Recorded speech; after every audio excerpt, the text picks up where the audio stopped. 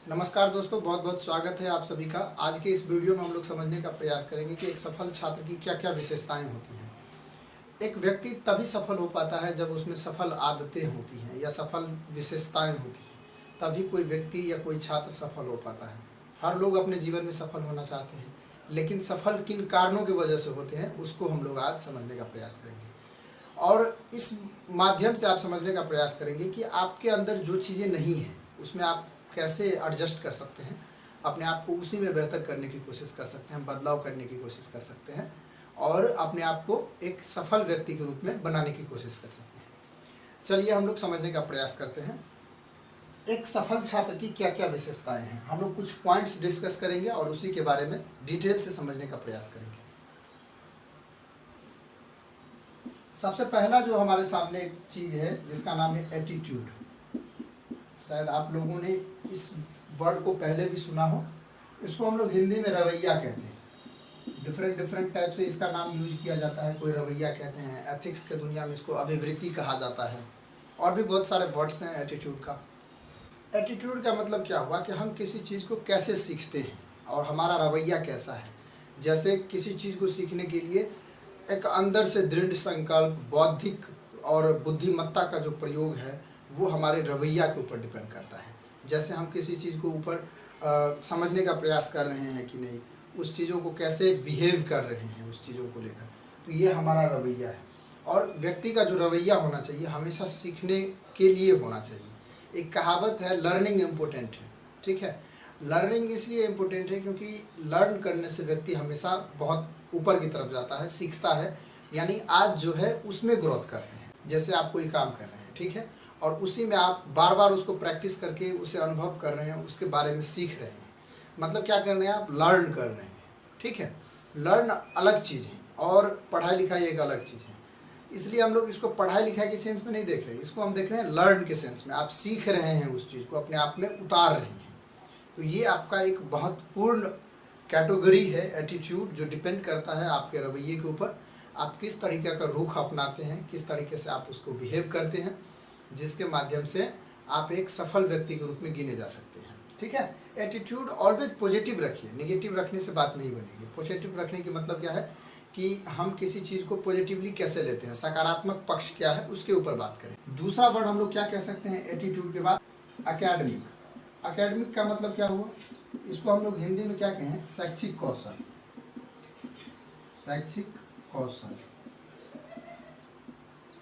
शैक्षिक कौशल का मतलब क्या हुआ कि हम शिक्षा के क्षेत्र में अपनी कुशलता का किस प्रकार इस्तेमाल करते हैं। देखिए, जैसे आप मान लीजिए कि किसी भी एग्ज़ाम की तैयारी कर रहे हैं, तो एक कॉमन बुक है जो हर किसी के पास है। आप जिस एग्ज़ाम की तैयारी कर रहे हैं उसमें जो बुक्स लगेंगे वो हर किसी के पास लगभग होती है, पर सफल बहुत कम लोग हो पाते हैं। क्यों कम लोग हो पाते हैं? क्योंकि उसमें वो कुशलता नहीं होती है जो चाहिए होती है। तो आप अपने शैक्षिक कौशल पर ध्यान दें कि आप उस चीज़ों को कैसे समझ पा रहे हैं। जैसे कई लोग क्या करते हैं, शैक्षिक कौशल में एकाग्रता से चीज़ों को पढ़ते हैं, पढ़ने के बाद अपने से नोट्स बनाते हैं, नोट्स बनाने के बाद उसे बार बार रिवाइज करते हैं और फिर एग्ज़ाम में जाते हैं और बेहतर करके आते हैं। कई लोग क्या करते हैं, सिर्फ सॉफ्ट कॉपी में पढ़ते हैं, जो बुक्स में है उसी को डायरेक्ट प्रीफर करते हैं। उसके वजह से क्या होता है कि हमें लर्न करने का मौका नहीं मिलता है। ठीक है, और कहीं ना कहीं हम पीछे रह जाते हैं। या कई लोग क्या करते हैं, बुक्स उल्टाते ही नहीं, डायरेक्ट नोट्स पढ़ लेते हैं, उससे भी बात नहीं बनती है। एक कुशल व्यक्ति बनने के लिए हमें वो सभी चीज़ें समझनी पड़ेगी जो एक पर्याप्त रूप से होनी चाहिए। ठीक है, महत्वपूर्ण चीज़ें हैं ये। तो आपके अंदर शैक्षिक कौशल अच्छी होनी चाहिए। आप एकाग्रता से पढ़ें, नोट्स बनाएं, इसके बाद बार बार रिवाइज करें, दूसरों के संपर्क में थोड़ा कम रहे, खुद के ऊपर ज़्यादा डिपेंडेंट रहे। तो ये चीज़ें आपके लिए ज़्यादा बेनिफिशियली हो सकता है। एकेडमिक को हमने देख लिया। इसके बाद एक वर्ड है अवेयरनेस। अवेयरनेस को हम लोग हिंदी में क्या कह सकते हैं, जागरूकता। जैसे जैसे आप चीज़ों को पढ़ते जाएंगे वैसे वैसे आप जागरूक होते जाएंगे। अगर आप लर्न कर रहे हैं तो, जैसे कई लोग क्या करते हैं, रीडिंग दे देते हैं हवाई जहाज़ की रफ्तार से, यानी चीज़ों को पढ़ा और फिर निकाल दिया। पूरे पैराग्राफ पढ़ लेते हैं, फिर उससे पूछो कि इसमें क्या तुमने समझा है, तो वो उसको लगता है कि आप पूछेंगे तब पता चलेगा कि वो कुछ नहीं समझा है ना। तो वो चीज़ें आपको नहीं करनी है। अवेयरनेस रहिए, जागरूक रहिए। जैसे जैसे आप चीज़ों को सीखने का प्रयास करेंगे आपके अंदर जागरूकता बढ़ेगी। और कोई सोशल सेंस का एक अच्छा व्यक्ति है, तो उसके अंदर क्या होती है कि वो दुनिया की सारी चीज़ों से अपडेट रहने की कोशिश करता है, यानी दुनिया में क्या चल रहा है, कहाँ पर कैसे हो रहा है कोई चीज़, इन सभी चीज़ों को वो अपडेट रखने की कोशिश करते हैं अपने आप में, ठीक ना। तो अलग अलग तरह के विचार क्या हैं, तो ये एक अवेयरनेस है आपके अगल बगल क्या चल रहा है। और ये आप तभी समझ पाएंगे जब आप एक शैक्षिक कौशल, आपके अंदर एक अच्छे एटीट्यूड होंगे, आप अच्छे से चीज़ों को समझ पा रहे हैं, तो ही ये चीज़ें आ पाएंगे। अवेयरनेस बहुत ज़रूरी चीज़ें हैं। आप देश दुनिया के बारे में हकीकत जानते हैं कि नहीं, यह एक महत्वपूर्ण चीज़ है, ताकि आप सेल्फ डिपेंडेंट हो सकें, ठीक है। अवेयरनेस। फिर एक वर्ड है एकॉम्प्लिशमेंट। एकॉम्प्लिशमेंट मतलब क्या हुआ कि इसको हम लोग साधारण शब्द में समझे तो इसको हम लोग दक्षता कह सकते हैं, ठीक है। दक्षता का मतलब क्या हुआ कि आप किसी सिचुएशन को कैसे हैंडल करते हैं, आप किस दक्षता से इसका प्रयोग करते हैं, ठीक है। ये एकॉम्प्लिशमेंट हुआ। बहुत ज़रूरी है ये चीज़, दक्षता। हर किसी में दक्षता नहीं होती है। जैसे कोई सिचुएशन आया तो कई लोग घबरा जाते हैं, कई लोग तुरंत फेल कर जाते हैं, कई लोग शुरुआत करते हैं ख़त्म कर देते हैं। तो ये क्या है कि उसमें दक्षता नहीं है। इसका मतलब अगर आप इन चीज़ों को देखते हैं, जैसे धीर गंभीर रहिए, मामला को सही तरीक़ा से समझिए, सिचुएशन को कैसे हैंडल कर सकते हैं, उसमें क्या बेस्ट है उसको ढूंढने की कोशिश करिए। बहुत इंपॉर्टेंट चीज़ है ये, है ना। इस तरीके से आपकी दक्षता बढ़ती है। जैसे मान लीजिए कि आपके समाज में कोई काम होता है, ठीक है, और आप उसमें इन्वॉल्व होना चाहते हैं, आप चाहते हैं कि वो चीज़ें हमको मिले, तो उसमें लोग क्या सोचते हैं कि आपके पास वो गुण है कि नहीं जिस वजह से हम आपको ये चीज़ें सौंप दें, है ना। और ये चीज़ें तभी होंगी जब आप एक धीर गंभीर व्यक्ति होंगे, सही से सोच पा रहे हैं, सही से समझ पा रहे हैं, एक लर्नर व्यक्ति हैं, आपकी कुशलता अच्छी है, तभी आप वो चीज़ों को समझ पाएंगे, ठीक है। इसलिए अपनी दक्षता के ऊपर विशेष ध्यान दीजिए। हर कोई सफल होना चाहते हैं, लेकिन ये चीज़ें कहीं ना कहीं नहीं होती है, इसलिए वो लोग पीछे रह जाते हैं। अब एक नेक्स्ट वर्ड है जिसको हम लोग बहुत पहले से जानते आए हैं और हर कोई इसके ऊपर चर्चा करता है, जिसका नाम है सेल्फ डिसिप्लिन, या हिंदी में कहे तो क्या कह सकते हैं, आत्म अनुशासन, ठीक है। सेल्फ डिसिप्लिन या आत्म अनुशासन, जब आप किसी चीज़ को करते हैं तो उसमें अपना आत्म अनुशासन रखिए, ठीक है।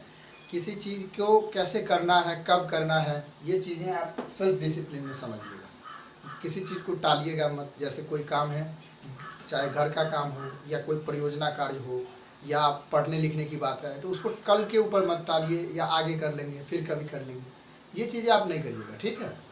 तो ये सेल्फ डिसिप्लिन है जो आपको बहुत ज़रूरी है कि मेंटेन करके आप रखें, ठीक है। और सेल्फ डिसिप्लिन के बाद आप क्या कर सकते हैं, ऐसे तो हम कई बार बता चुके हैं, लेकिन फिर भी कह रहे हैं कि आप समझने की कोशिश करें, समझने की कोशिश करें। हर चीज़ का कोई ना कोई कॉन्सेप्ट होता है, उस कॉन्सेप्ट को आप समझने का कोशिश करिए, वो हमेशा आपके माइंड में रहेगा, हमेशा आपको याद रहेगा, ठीक है। और रटने के ऊपर नहीं जाइएगा। आप तभी चीज़ों को अच्छे से कर पाएंगे जब आप रटने पे नहीं, समझने पर आएंगे। कोई आदमी आपको कोई कार्यभार सौंपना चाहता है तो क्यों सौंपेगा वो, ये भी एक महत्वपूर्ण बिंदु है। क्यों सौंपना चाहेगा? अगर आप समझदार व्यक्ति नहीं होंगे तो क्यों आपको कोई काम देना चाहेगा? उसको डर है कि आप उस चीज़ों को झेल पाएंगे या नहीं। इसलिए आप उस चीज़ों को ज़्यादा जोर दीजिए जो आपको समझदारी विकसित करे, ठीक है, ताकि आप बहुत बेहतर कर सके हर फील्ड में।